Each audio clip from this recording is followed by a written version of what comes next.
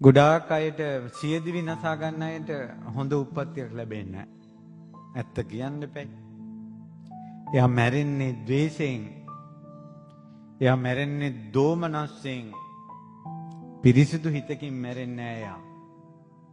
චිත්තේ අසංකිලිටේ දුගති පාටිකංකා. සිත අපිරිසිදු වෙච්ච කෙනා මරණින් මත්තේ දුගතිය කැමති වෙන්නේ කියලා බුදු සමිඳුව අදාලා. මොන ප්‍රශ්නේ වුණත් දුවේ පුතේ මැරෙන්න එපා. මේ ලෝකෙට වෛරයෙන් මැරෙන්න එපා. සාධාරණේ හොයාගෙන මැරෙන්න එපා. අයුක්තියට එරෙහිව මැරෙන්න එපා. ඔයා මැරෙනවා නම් හිත පිරිසිදුව බුදුරජාණන් වහන්සේ ගැන පැහැදීමෙන්, දහම ගැන පැහැදීමෙන්, සංඝයා ගැන පැහැදීමෙන්, කාටවත් වෛරයක් නැති මෙසිතෙන්, ක්‍රෝධ වෛර නොසන්සුන් භාවයෙන් මැරෙන මිනිස්සු මැරිලා දුගතිය උපදිනවා.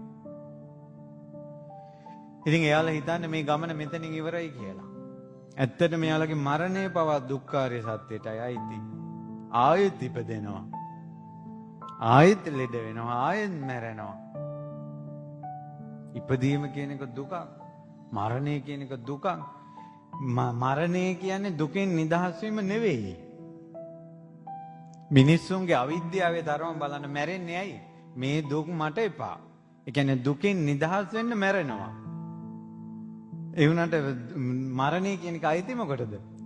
දුකට. මෙච්චර දුක් විඳගෙන ඉන්න ඔබටම තේරෙනවනේ ඔබගේ කුසල් අඩුයි කියලා. පින් අඩුයි කියලා. නිරේ 100,000 වතාවක් බෙල්ල කැපුවත් මැරෙන්නේ නැහැ. ආයත් බෙල්ල පෑහෙනවා විඳවන්න. තිරිසන් සතුන්ට සියදිවි හානි කරගන්න බෑ. ප්‍රේතයන්ට සියදිවි හානි කරගන්න බෑ. නිරිසතාට සියදිවි හානි කරගන්න බෑ. මේ දුර්ලභ මනස උප්පත්තියක් ඇවිල්ලා ඒකත් එයා හිතනවා මරණය කියන්නේ විසඳුමක් කියලා.